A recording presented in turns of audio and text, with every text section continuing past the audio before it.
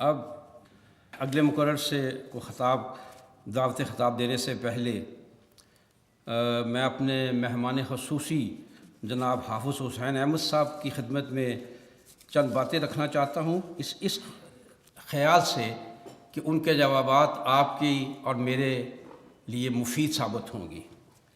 ایک بات یہ کہ جہاں تک جنہیں ہم کبھی اسٹیبلشمنٹ کہتے ہیں، کبھی حساس تناظیم کہتے ہیں، اب کچھ کھل کر فوج کا لفظ آنے لگا ہے، ان کا ظلم، ان کا تشدد، ان کا مسنگ پر لوگوں کو لے جانا اور مسخ شدہ لاشیں پھینک دینا، وہ اپنی جگہ کنفرم ہے، وہ بات اپنی جگہ ہے، نظر آتی ہے، میڈیا دکھاتا ہے کیا نہیں ہے اس کی وجہ۔ لیکن کیا وہ جو اس کا جواز پیش کرتے ہیں اس میں کس حد تک حقیقت ہے، ہم یہ ضرور جاننا چاہیں گے۔ مثلا یہ کہ 1500 سیٹلرز کو، جو پروفیسر تھے، ڈاکٹرز تھے، انجینئر تھے، انہیں، اور کیونکہ وہ سیٹلرز تھے، انہیں مار کر پھینکا گیا، ان کی ٹارگٹ کلنگ کی گئی۔ اور ہمارے ہاں کیونکہ یہ جواز ہے ان حساس اداروں کا، اور ہمارے ہاں کیونکہ عدالتوں کو بھی قانون کی ہتھکڑیاں لگی ہوئی ہیں کہ عدالتیں قانون کے ہاتھوں مجبور ہیں کہ وہ نہ جلد فیصلے کر سکتے ہیں، نہ ایسے فیصلے کر سکتے ہیں جو معاشرے پر اثر انداز ہوں۔ لہٰذا ان حساس اداروں نے سوچا کہ ٹٹ فار ٹیٹ کا معاملہ کیا جائے کہ اگر یہ سیٹلرز کو مار کر گراتے ہیں تو اگر ان کے جوانوں کو مارا جائے گا تو وہ ڈاکو کے گھر میں ڈاکہ پڑ جائے گا، بجائے ان کے کہ قانون کے حوالے، جو اصل طریقہ تھا کہ انہیں قانون کے حوالے کیا جاتا۔ کیا یہ واقعی درست ہے کہ سیٹلرز کو یوں مارا گیا ہے؟ اور کیا یہ واقعی درست ہے کہ جب سیٹلرز کو مارنے کے جواب میں ان بلوچوں کو مارا گیا تو یہ سیٹلرز کو مارنا کم ہو گیا؟ یہ ہم اپنے علم کے لیے ان سے جاننا چاہیں گے۔ دوسری بات یہ ہے کہ وہ سردار، وہ حرب یار مری ہوں یا وہ برہمدار بگتی ہوں، ان کے حوالے سے ہم جاننا چاہیں گے کہ یہ سردار جو ہیں، یہ سردار انہوں نے عوامی خوشحالی کے حوالے سے وہاں کیا کام کیے ہیں، جس سے جن کے لیے، جن کی آزادی کے حقوق کے لیے آواز یہ بلند کر رہے ہیں، ان کے لیے انہوں نے کیا کیا؟ ان کے پاس کوئی فہرست ہے؟ تیسری گزارش یہ ہے کہ یہ جو بھی بات آئی ہے سامنے، کہ اس میں کوئی شک نہیں ہے کہ اکبر بگٹی کو قتل ہوئے آج 5 سال ہو گئے، مسنگ پرسن کا معاملہ بھی ایک عرصے سے چل رہا ہے، لیکن یہ بلوچستان چند ماہ میں گرم ہو گیا ہے معاملہ۔ 5 سال پہلے دیکھیے، کوئی بھی جنازہ اٹھے تو جو شور غوغا اس دن ہوتا ہے وہ اگلے دن نہیں ہو سکتا، لیکن عجیب بات یہ ہے کہ اکبر بگٹی پر جتنے بین آج ہو رہے ہیں وہ 5 سال پہلے نہیں ہوئے۔ مسنگ پرسن کا معاملہ اس سے بھی پہلے کا شاید ہو، لیکن اس کا ویلا آج پورے زور شور سے کیا جا رہا ہے۔ تو کیا یہ واقعتاً، جیسا کہ ابھی رضی صاحب فرما رہے تھے کہ یہ کوئی میڈیا کا کمال ہے، یہ میڈیا کسی خاص ایجنڈے پر ہے، یا ایک دوسری صورت اس کی یہ بھی ہے کہ جب تک وہ CIA کا اور ISI کا ہنی مون جاری تھا، وہ محبتیں جاری تھیں، نیٹو سپلائی جاری تھی، یہ بھی ایک اس کا آسپیکٹ ہو سکتا ہے۔ کیا اس کے بند ہونے کے بعد اچانک یاد آیا کہ بگٹی 5 سال پہلے قتل ہوا تھا، یا اچانک یہ یاد آیا کہ بلوچوں کے ساتھ زیادتیاں ہو رہی ہیں؟ تو میں چاہوں گا کہ ہمارے سامعین کو، ان ہمارے مہمان خصوصی اس پر روشنی لا لیں، لیکن میں ان سے پہلے دعوت خطاب دوں گا جناب مواحد حسین صاحب کو۔ مواحد حسین شاہ صاحب اٹارنی ایٹ لا ہیں، ممبر US سپریم کورٹ بار ہیں، اور پالیسی انالسٹ ہیں، اور فارمر منسٹر یعنی پنجاب حکومت کے سابق وزیر بھی ہیں۔ میں دعوت خطاب دیتا ہوں مواحد حسین شاہ صاحب کو۔ السلام علیکم۔ سب سے پہلے میں شکریہ ادا کر رہا ہوں تنظیم اسلامی آرگنائزیشن کا کہ اتنے امپورٹنٹ ایشو کے اوپر بلایا ہے، اور آپ کا بھی کہ میں بڑا خوش ہوں کہ پاکستان میں، خاص کر لاہور میں، اس قسم کے لوگ ہیں سنجیدہ، سنسیئر، جو اتنے صبر سے، ڈسپلن سے بیٹھے ہوئے اتنی دیر سے۔ میری اسپیچ بڑی مختصر ہوگی۔ میں صرف یہ کہنا چاہتا ہوں کہ دشمن سے یا اپنے اپوزیشن سے مخالف سے رحم تو نہیں ایکسپیکٹ کرنا چاہیے نا آپ کو, اس نے تو اپنا کام کرنا ہے. کوشچن ہے کہ ہم نے کیا کیا ہے, یہ کوشچن بڑا ہے. ہم تو ایسے بات کرتے ہیں جیسے ہم بڑے کمزور, ویک, پاورلیس, ہیلپ لیس لوگ ہیں.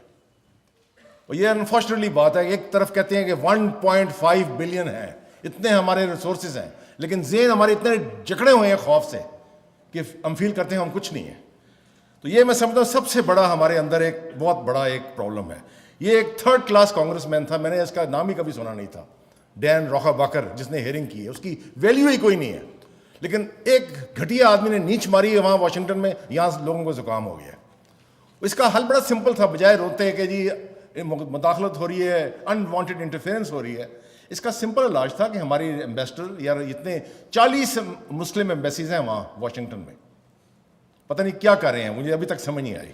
امپیکٹ کوئی نہیں ہے. وہ کہہ سکتے ہیں بڑی خوشی کی بات ہے, آپ میں اتنا احساس ہوا ہے اور آپ میں اتنی ہیومن رائٹس ویلیوز ہیں کہ آپ ابھی اس چیز کو براڈن کریں, اب فلسطینیوں کے اوپر ہیئرنگ کریں جو غزہ میں رہ رہے ہیں, ویسٹ بینک میں رہ رہے ہیں. آپ کشمیریوں کے اوپر کریں, یہ کوئی کسی نے کہا نہیں ہے. لیکن پرائیویٹلی ہم خود چاہتے ہیں کہ یہاں انٹرفیئرنس ہو ہمارے حق میں, تو باہر ہم جا کے اور بات کرتے ہیں. دوسری بات ہے کہ میں ایک بتانا چاہتا ہوں کہ یہ ایک دفعہ ایک کاؤنٹر ہوا تھا, اس آدمی کو ہم نے پراپرلی ایکنالج نہیں کیا, غلط پروپیگنڈا کی وجہ سے. اکتوبر 1973 جب عرب اسرائیلی جنگ ہوئی تھی, ایک آدمی تھا کنگ فیصل, میں اس وقت واشنگٹن میں اسٹوڈنٹ تھا. اس نے آئل امبارگو لگایا تھا ویسٹ کو, وداؤٹ سینگ اینی تھنگ, کوئی بڑک نہیں ماری, کوئی تڑی نہیں ماری, کوئی سازشی بات نہیں کی, کھڑک آئل امبارگو. اور میں نے دیکھا ہے کہ پہلی بار اس 20ویں صدی میں ایک سپر پاور امریکہ گھٹنے ٹیک دیے تھے اس نے, اور اس کا رزلٹ یہ ہوا کہ فیصل تھا, میں بتانا چاہتا ہوں, کہتے ہیں کہ you are entitled to your opinion but you are not entitled to your facts. Faisal ہی تھا جس نے اسلامک کانفرنس کنوین کی تھی. He was the architect of the Islamic conference in February 1974 in Lahore, جس میں سب سے بڑی ڈیولپمنٹ تھی کہ پیلسٹینین رائٹس کو ایکسیپٹ کیا گیا, ایکنالج کیا گیا. جس کے بیس کے بعد یہ ہوا کہ نکسن جون 74 کو ریاض گیا, وہ ملا فیصل کو. اس وقت وہ واٹر گیٹ کے کرائسس میں جھگڑا ہوا تھا, اور فیصل نے کہا تھا کہ میری یہ ڈریم ہے کہ میں liberated Al-Aqsa mask, liberated Jerusalem میں نماز پڑھنا چاہتا ہوں. تو نکسن نے کہا کہ اگر میں بچ گیا, یہ میٹر آف ہسٹورک ریکارڈ ہے, میں بچ گیا تو میں پالیسی اپنی چینج کر دوں گا مڈل ایسٹ کے اوپر. اس کے بعد کیا ہوا کہ 2 مہینے کے بعد نکسن کی چھٹی ہوگی. اور یہ میں بتانا چاہتا ہوں از ویری امپورٹنٹ کہ آپ ہسٹورک بات کریں بجائے کلیم کے ایویڈنس سے بات کریں. امریکن ایویڈنس بتا رہا ہوں آپ کو, یہ نہیں کہ اپنی ایویڈنس ہے اپنی کسی اخبار کی. یہ کسنجر کی کتاب پڑھیں, وائٹ ہاؤس ایئرز. اس نے کہا تھا کہ اگست 8 1974 ایک دن ریزائن ہونے سے پہلے نکسن نے ایگزیکٹو آرڈر ایشو کیا, all aid to Israel should be cut off. لیکن اس کے بعد ہوا ایک دن کے بعد نکسن ریزائن ہو گئے. اور کرٹ والڈائم نے پھر بلایا UN سیکرٹری جنرل نے عرفات کو آن دا بیسس آف ان کی جو ریکگنیشن ملی تھی لاہور میں. میں وہاں اسٹوڈنٹ تھا اس وقت, میں گریٹ کرنے گیا تھا عرفات کو. یہ نومبر 13 کی بات ہے 1974, جب عرفات نے کہا تھا کہ ایک طرف میں لے کے آیا ہوں اولیو برانچ, دوسری طرف گن لے کے آیا ہوں. اس کے بعد کیا ہوا کہ کرٹ والڈائم کا کیا اشر ہوا. وہ UN سیکرٹری جنرل تھا, اسے کہا کہ تم جرمن وار کرمنل ہو. اس کو کرمنل بنایا گیا, وہ الیکشن بھی جیت گیا اور آسٹریا کا پریزیڈنٹ, لیکن بلیک لسٹڈ تھا, امریکہ نہیں آ سکا. اور فیصل صاحب کے ساتھ پتہ ہی ہے آپ کو کہ مارچ 75 میں ان کے ساتھ کیا ہوا ہے. میں سمجھتا ہوں کہ اس چیز میں ہمیں اپنے دیکھنا چاہیے کہ ہم کیا کر سکتے ہیں. 2-3 یہ تو بڑی ہے نا, رونا پیٹنا تو چلتا رہتا ہے, کھا گئے یہ سازشی ہو رہی ہے, پلان کر, ہم کیا کاؤنٹر کیسے کر سکتے ہیں. اور ہسٹری میں دیکھیں آپ, ایگزامپل بتاؤں آپ کو, اس یہ تو کچھ نہیں ہے. یہ ہمارا کرائسس میں تو مانتا نہیں اس لیول پہ کرائسس ہے, اس کو بہت میڈیا نے بڑھا چڑھا کے پیش کیا ہوا ہے. ہسٹری میں جو 2-3 کرائسس آئے ہیں مسلم ورلڈ میں, میں ایگزامپل دیتا ہوں. کروسیڈز کا, صلیبی جنگوں کا, سب کا خیال تھا کہ اب مسلمان ختم ہو گئے ہیں. اسی خطے میں ایک ہستی آئی تھی صلاح الدین ایوبی. اس نے جرمنز کو بھی ڈیفیٹ کیا, انگلینڈ کو بھی ڈیفیٹ کیا, اور فرینچ کو بھی ڈیفیٹ کیا. یہ اچیومنٹ تھی اس کی صلاح الدین ایوبی کی. پھر 1258 میں جب بغداد میں منگولوں نے تباہ کر دیا, سیک آف بغداد کہتے ہیں, کھوپڑیوں کے مینار کھڑے کر دیے تھے, سب کا خیال تھا اب اسلام ختم ہو گیا, بغداد ختم ہو گیا. لیکن وہی منگول بعد میں مسلمان بن گئے, वही उन्होंने इस्लाम स्प्रेड किया। 1857 में देखें क्या हुआ, जब जंग आज़ादी हुई, सबका ख्याल था मुसलमान गए, अब वहाँ ही उसी खित्ते में हस्तियाँ आई हैं, मौलाना मोहम्मद अली जौहर, काजी आज़म, अल्लामा इकबाल, तो रिवाइवल हुआ है मुसलमानों का। तो मैं समझता हूँ एक स्टेप बड़ा ज़रूरी है लेना कि मुसलमानों की रिप्रेजेंटेशन कोई नहीं है टोटली, जहाँ मैटर करना चाहिए। यूएन सिक्योरिटी काउंसिल देखें आप, 5 वीटो कैरिंग मेंबर्स हैं, उसमें इंग्लैंड है, सॉरी ब्रिटेन है, फ्रांस है, रशिया है, चाइना है, यूनाइटेड स्टेट्स है, एक मुसलमान रिप्रेजेंटेटिव नहीं है। वो काफ़ी देर से कैंपेन चल रहा है जी, जर्मनी को बनाएं, जापान को बनाएं, ब्राज़ील को बनाएं, लेकिन हमने आगे केस प्रेजेंट ही नहीं किया। और अब ये मौका मिला कि ओबामा जब गया था हिंदुस्तान 2 साल पहले, उसने कहा इंडिया को होना चाहिए। ये हमारी, मैं समझता हूँ, बहुत बड़ा एक इंटेलेक्चुअल और एक मॉरल फेलियर है कि एक मैसेज जाना चाहिए कि 1.5 बिलियन मुसलमान हैं, क्यों उनकी रिप्रेजेंटेशन नहीं है। एक तो सिविल सोसाइटी का काम है, ये हमारी लीडरशिप से काम नहीं होना, ये बताऊं, उनसे एक्सपेक्ट करें, क्योंकि आप देखें जितनी हमारी लीडरशिप है, ये दियो नजर आते हैं हमारे मुस्लिम लीडर्स, इनकी आप बोझे खाली कर दें, ये दियो सारे बौने बन जाएंगे, पैसे की बेस से आए। इनने ना इनमें इल्म है, ना इनमें तकवा है, ना इनमें कैरेक्टर है, ना इनमें करेज है, इन्होंने प्रूव कर दिया है क्लियरली। तो ये सिविल सोसाइटी का काम है, आप लोगों का। मैंने देखा कि हम कहते हैं हमारे यूथ बड़ा पड़ा हुआ है, ट्विटर में देखें, फेसबुक में देखें, आप कहते हैं आपके पास फेसबुक है, ईमेल देखें, एसएमएस देखें, लेकिन जहां मैटर करना चाहिए वहां मैटर नहीं करते। टेक्नोलॉजी तो आ गई है बहुत ज्यादा, लेकिन अकल और जुर्रत उसके मुकाबले में वो चीज नहीं आई। एक तो ये चीज है। फिर कहा जाता है हमें कहना माने तो बड़ा फायदा होगा। मैं एग्जांपल देता हूं साइंटिफिकली, तुर्की का। हमें कहा जाता है, ये बहुत प्राइवेटली लाहौर में आम बात होती है, इजराइल को माने उसके बड़े फायदे होंगे। तुर्की ने तो 60 साल पहले इजराइल को एक्सेप्ट किया था। हमें यह कहा जाता है कि आप अड्डे दें तो बड़ा फायदा होगा। तुर्की ने अपना अड्डा दिया था इंचरलिक बेस, जिसकी बेस पे अमेरिका ने इराक के ऊपर अटैक किया, तुर्की ने अड्डा भी दिया था। हमें कहा जाता है जी आप फौजें भेजें। तुर्की ने पूरी ब्रिगेड 3000 ट्रुप्स कोरियन वॉर में भेजी थी, सारी ब्रिगेड वॉज वाइप्ड आउट। हमें कहा जाता है जी आप मिलिट्री अलायंस में आप शामिल हो। तुर्की is a member of the NATO alliance, second largest है। उसके बावजूद मुझे एक यूरोपियन लीडर, बड़े सीनियर लीडर ने कहा था जो मर्जी तुर्की करे, हम तुर्की को कभी यूरोपियन यूनियन में एडमिट नहीं करना, कभी देंगे। ये मैं समझता हूँ बहुत बड़ा एक लेसन है फॉर सो कॉल्ड मॉडरेशन। ये रिजल्ट है सो कॉल्ड मॉडरेशन का। अब तुर्की को होश आई है और Turkey is now turning towards the Islamic east, अपना रोल प्ले कर रहा है, जिससे शटर हो गया वेस्ट। बहुत बड़ी डेवलपमेंट है टर्की की राइज, मैं समझता हूँ, इसको इग्नोर ना करें। अब बातें शुरू हो रही हैं ईरान की कि अब नेतन्याहू आ रहा है इजराइल प्राइम मिनिस्टर वाशिंगटन में, तो अब शुरू हो गया कि हम अटैक करेंगे। एक तो क्यों नहीं हमारी इस्लामिक कॉन्फ्रेंस अगर जेन्युइन है, मीट करें। 2 मुल्कों में इन्वेजन और ऑक्यूपेशन हुई है, इराक और अफगानिस्तान, अभी तक मसला चल रहा है। अब 3rd फ्रंट खोलने की कोशिश करें। क्यों नहीं इस्लामिक कॉन्फ्रेंस मिलती है? ये सारा इसमें यहाँ कैरेक्टर शो होता है इस्लामिक कॉन्फ्रेंस। क्यों कि अरब एस्टेब्लिशमेंट कहते हैं पंजाबी में रली हुई है वेस्ट के साथ और इजराइल के साथ, इस यूट्यूब पर, ईरान के ऊपर। प्राइवेटली वो कहते हैं करें जी आप अटैक। ये मैं आपको बड़े वसूख से कह रहा हूं, अरब एस्टेब्लिशमेंट का ये बहुत बड़ा ये रोल है।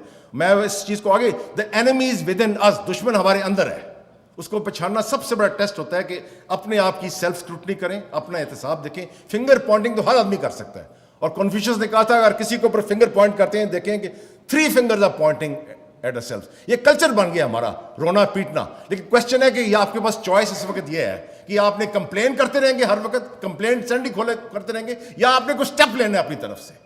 That's the most important thing. यही अरब एस्टेब्लिशमेंट है जिसने इंकरेज किया था इराक को 1980 पे अटैक ईरान। यही अरब एस्टेब्लिशमेंट है जिसने इनकरेज किया था यूनाइटेड स्टेट्स को टू अटैक इराक इन 1991। और यही अरब एस्टेब्लिशमेंट है which was totally quite when Iraq was being invaded इन 2003।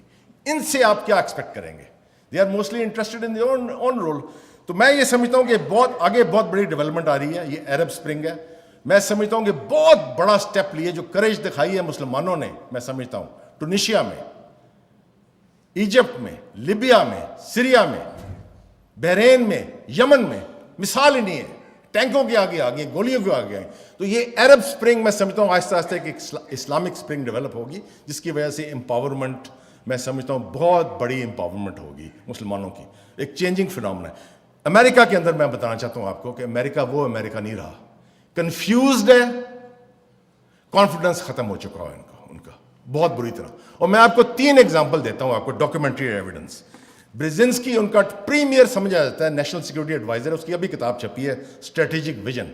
ان کے امریکہ اب گلوبل پاور نہیں رہا, ہماری رسپیکٹ نہیں رہی, ہماری کریڈیبلٹی نہیں رہی. ایک تو اس نے خود کہا ہے, یہ اس نے ریفلیکٹ کیا ہے امریکن کنفیوژن اور لیک آف کانفیڈنس.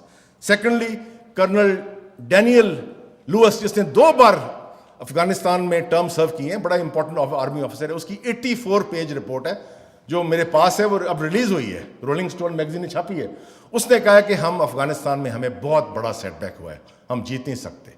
اور ان کا سب سے بڑا موسٹ انفلوئنشل فارن افیئر, میں بہت سمجھتا ہوں کہ آپ ریسرچ کریں, اسٹڈی کریں, آپ امریکن ڈاکومنٹس دیکھیں, وہ انٹرنل تھنکنگ ان کی کیا آ رہی ہے.